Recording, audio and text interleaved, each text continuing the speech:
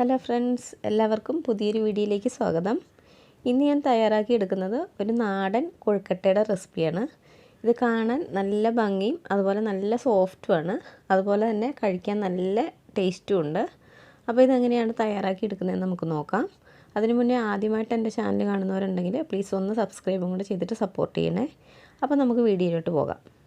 അപ്പോൾ നാടൻ കൊഴുക്കട്ട ഉണ്ടാക്കാൻ വേണ്ടിയിട്ട് ആദ്യം ഇതിലേക്ക് വേണ്ടുന്ന ശർക്കര ഒന്ന് നമുക്ക് മെൽറ്റാക്കി എടുക്കാം. അപ്പോൾ ഞാനൊരു 1/4 കപ്പ് ശർക്കര ചീകി എടുത്തിട്ടുണ്ട്. അത് നമുക്ക് പാനിലേക്ക് ഇട്ട് കൊടുക്കാം. ഇനി നമുക്കിതിലേക്ക് ഒരു 1/4 കപ്പ് വെള്ളം ഒഴിച്ചു കൊടുക്കാം. അതിനുശേഷം ഇത് നന്നായിട്ടൊന്ന് ഇളക്കി കൊടുക്കാം. ഇനി ഇതിവിടെ ഇരുന്നൊന്ന് മെൽറ്റായിട്ട് വന്നോട്ടെ. ഇപ്പം നമ്മുടെ ശർക്കര നന്നായിട്ട് മെൽറ്റായിട്ട് വന്നിട്ടുണ്ട്. ഇനി നമുക്ക് തീ ഓഫ് ചെയ്യാം. അതിനുശേഷം ഇതൊന്ന് അരിച്ചെടുക്കണം. ഇപ്പം ഞാൻ ശർക്കര അരിച്ചെടുത്തിട്ടുണ്ട്. അപ്പോൾ അത് നമുക്ക് വീണ്ടും ഈ പാനിലേക്ക് ഒന്ന് ഒഴിച്ചു കൊടുക്കാം. ഇനി നമുക്ക് നമ്മളിപ്പോൾ അരിച്ച് വെച്ചിരിക്കുന്ന ശർക്കര പാനിയിലേക്ക് ഒരു 1/4 കപ്പ് തേങ്ങ ചിരകിയതിട്ട് കൊടുക്കാം. അതിനുശേഷം തീ ഏറ്റവും ലോ ഫ്ലെയിമിൽ വെച്ച് കൊടുക്കാം. എന്നിട്ടിത് നന്നായിട്ടൊന്ന് ഇളക്കി യോജിപ്പിച്ചെടുക്കാം. ഇനി ഇതിലെ ആ വെള്ളത്തിൻ്റെ അംശമൊക്കെ നന്നായിട്ടൊന്ന് മാറി കിട്ടണം. അപ്പോൾ അതുവരെ നന്നായിട്ടൊന്ന് ഇളക്കി കൊടുക്കാം. അപ്പോൾ ഈ മിക്സിൻ്റെ കറക്റ്റ് പാകം എന്ന് വെച്ചിട്ടുണ്ടെങ്കിൽ ഈ മിക്സ് റെഡിയാക്കുന്ന സമയത്ത് ഇതിൽ കൂടുതൽ വെള്ളത്തിൻ്റെ അംശം നിൽക്കാൻ പാടില്ല. അതുപോലെ തന്നെ ഇത് കൂടുതൽ അങ്ങോട്ട് ഡ്രൈ ആയി പോകാനും പാടില്ല. അപ്പോൾ അതിൻ്റെ രണ്ടിൻ്റെയും ഇടയിൽ വേണം നമ്മളിത് റെഡിയാക്കി എടുക്കാൻ. ഇതിൽ കൂടുതൽ വെള്ളത്തിൻ്റെ അംശം നിൽക്കുകയാണെങ്കിൽ നമ്മൾ കൊഴുക്കട്ടയുടെ ഉള്ളിൽ ഈ ഫില്ലിങ് നിറയ്ക്കുന്ന സമയത്ത് അത് പുറത്തേക്ക് ഒലിച്ചു പോകാൻ ചാൻസ് ഉണ്ട്. അതുപോലെ തന്നെ ഇത് കൂടുതൽ ഡ്രൈ ആയിട്ടുണ്ടെങ്കിൽ നമ്മൾ കഴിക്കുന്ന സമയത്ത് ഈ ക്രിസ്റ്റലൊക്കെ കടിക്കുന്ന മാതിരി ഫീൽ ചെയ്യും. അപ്പോൾ അതിൻ്റെ രണ്ടിൻ്റെയും ഇടയിൽ വേണം റെഡിയാക്കി എടുക്കാൻ. ഇതിപ്പോൾ റെഡി ആയിട്ടുണ്ട്. ഇനി നമുക്ക് തീ ഓഫ് ചെയ്യാം. ഇനി നമുക്കിതിലേക്ക് ഒരു 1/4 ടീസ്പൂൺ ചെറിയ ജീരകം പൊടിച്ചതും അതുപോലെ തന്നെ ഒരു 1/2 ടീസ്പൂൺ ഏലക്ക പൊടിച്ചതും കൂടെ ചേർത്ത് കൊടുക്കാം. എന്നിട്ട് ഇത് നന്നായിട്ടൊന്ന് മിക്സാക്കി കൊടുക്കാം. അപ്പോൾ നമ്മൾ തീ ഓഫ് ചെയ്തതിന് ശേഷം മാത്രം ഇതിലേക്ക് പൊടികൾ ചേർത്ത് കൊടുത്താൽ മതി. അപ്പോഴാണ് ആ പൊടികളുടെയൊക്കെ ടേസ്റ്റ് ഇതിലേക്ക് നന്നായിട്ട് കിട്ടുള്ളൂ. ഇനി ഇതിവിടെ ഇരുന്നൊന്ന് തണുത്ത് വന്നോട്ടെ. അപ്പോൾ ആ സമയം കൊണ്ട് നമുക്കിതിലേക്ക് വേണ്ടുന്ന മാവൊന്ന് തയ്യാറാക്കിയെടുക്കാം. ഇനി ഞാനൊരു പാൻ അടുപ്പത്ത് വെച്ചിട്ടുണ്ട്. അപ്പോൾ ഇതിലേക്ക് നമുക്കൊരു 1/2 കപ്പ് വെള്ളം ഒഴിച്ചു കൊടുക്കാം. ഈ വെള്ളം നന്നായിട്ടൊന്ന് തിളപ്പിച്ചെടുക്കണം. അപ്പോൾ ഇതിലേക്ക് ഒരു 1/4 ടീസ്പൂൺ ഉപ്പിട്ട് കൊടുക്കാം. ഇതിൻ്റെ കൂടെ തന്നെ 1 ടീസ്പൂൺ നെയ്യും കൂടെ ചേർത്ത് കൊടുക്കാം. അപ്പോൾ നെയ്യ് ഇഷ്ടമില്ലെങ്കിൽ അതിന് പകരം വെളിച്ചെണ്ണ ചേർത്ത് കൊടുത്താൽ മതി. പക്ഷേ നെയ്യ് ചേർത്ത് കൊടുക്കുമ്പോൾ നമ്മുടെ കൊഴുക്കട്ടയ്ക്ക് നല്ലൊരു ടേസ്റ്റ് കിട്ടും. അതുപോലെ തന്നെ നമ്മുടെ മാവ് നല്ല സോഫ്റ്റായിട്ടും കിട്ടും. അപ്പോൾ അത് നമ്മുടെ ഓരോരുത്തരുടെ ഇഷ്ടത്തിനനുസരിച്ച് ചെയ്താൽ മതി. നമുക്കിത് അടച്ചു വെച്ച് കൊടുക്കാം. ഇനി ഈ വെള്ളം ഒന്ന് തിളച്ച് വന്നോട്ടെ. ഇപ്പോൾ നമ്മുടെ വെള്ളം നന്നായിട്ട് തിളച്ച് വന്നിട്ടുണ്ട്. ഇനി നമുക്ക് തീ ഏറ്റവും ലോ ഫ്ലെയിമിൽ വെച്ച് കൊടുക്കാം. അതിനുശേഷം നമ്മൾ എടുത്ത് വെച്ചിരിക്കുന്ന പൊടി ഇതിലേക്ക് ചേർത്ത് കൊടുക്കാം.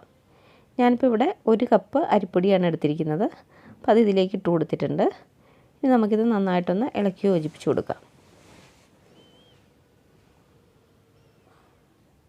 അപ്പോൾ വെള്ളത്തിൻ്റെ അളവൊക്കെ നമ്മൾ എടുക്കുന്ന പൊടിക്കനുസരിച്ച് വ്യത്യാസം വരും. അപ്പോൾ ആദ്യം ചെയ്യുമ്പോൾ വളരെ കുറച്ച് അളവിലൊന്ന് ചെയ്ത് നോക്കുക. അല്ലെങ്കിൽ പിന്നെ വെള്ളം നന്നായിട്ട് തിളപ്പിച്ചതിന് ശേഷം നമ്മുടെ ഈ പൊടിയിലേക്ക് ചേർത്ത് കൊടുത്താലും മതി. പിന്നെ അങ്ങനെ ചെയ്യുന്നതിലും കുറച്ചുകൂടെ സോഫ്റ്റായിട്ട് കിട്ടുന്നത് ഈ രീതിയിൽ ചെയ്യുമ്പോഴാണ്. ഇതിപ്പോൾ ഞാൻ നന്നായിട്ടൊന്ന് മിക്സാക്കി എടുത്തിട്ടുണ്ട്. അപ്പോൾ ഈ ഒരു പാകം മതി. ഇനി നമുക്ക് തീ ഓഫ് ചെയ്ത് കൊടുക്കാം. അപ്പോൾ ഇതൊന്ന് തണുത്ത് വന്നോട്ടെ. അപ്പോൾ നന്നായിട്ട് തണുക്കാൻ നിൽക്കേണ്ട. ചെറുതായിട്ടൊന്ന് തണുത്തതിന് ശേഷം നമുക്കിത് നന്നായിട്ടൊന്ന് കുഴച്ചെടുക്കണം. അപ്പോൾ ഇതൊന്ന് അടച്ചു വെച്ച് കൊടുക്കാം.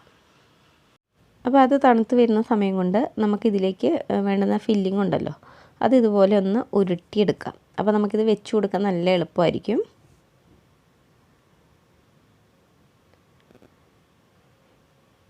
ഇനി നമുക്ക് നമ്മുടെ മാവൊന്ന് കുഴച്ചെടുക്കാം. അപ്പോൾ ചെറിയൊരു ചൂടുണ്ട്. അപ്പോൾ ചെറിയൊരു ചൂടോട് കൂടെ തന്നെ വേണം ഇത് കുഴച്ചെടുക്കാൻ. അപ്പോഴാണ് നമ്മുടെ മാവ് നല്ല സോഫ്റ്റായിട്ട് കിട്ടുന്നത്. അപ്പോൾ ഇത് നന്നായിട്ടൊന്ന് കുഴച്ചെടുക്കാം. ഇതിപ്പോൾ ഞാൻ നന്നായിട്ടൊന്ന് കുഴച്ചെടുത്തിട്ടുണ്ട്. ഇനി നമുക്ക് ഈ മാവിൽ നിന്ന് കുറേശ്ശെയായിട്ട് എടുത്തിട്ട് ഇതുപോലെ ഒന്ന് ഉരുട്ടിയെടുക്കാം. അപ്പോൾ കയ്യിൽ കുറച്ച് എണ്ണ തടവി കൊടുക്കുകയാണെങ്കിൽ എളുപ്പമായിരിക്കും. ഇനി നമുക്കിതിൻ്റെ നടുഭാഗത്ത് ഇതുപോലെ ഒരു ഹോളാക്കി കൊടുക്കാം. എന്നിട്ട് ഇതുപോലെ ഒന്ന് ചെയ്ത് കൊടുക്കാം. അതിനുശേഷം ആ ശർക്കരയുടെ ആ ഫില്ലിങ് ഇതിൻ്റെ ഉള്ളിലേക്ക് വെച്ച് കൊടുക്കാം. എന്നിട്ട് ഇതുപോലെ ഒന്ന് ചെയ്ത് കൊടുക്കാം.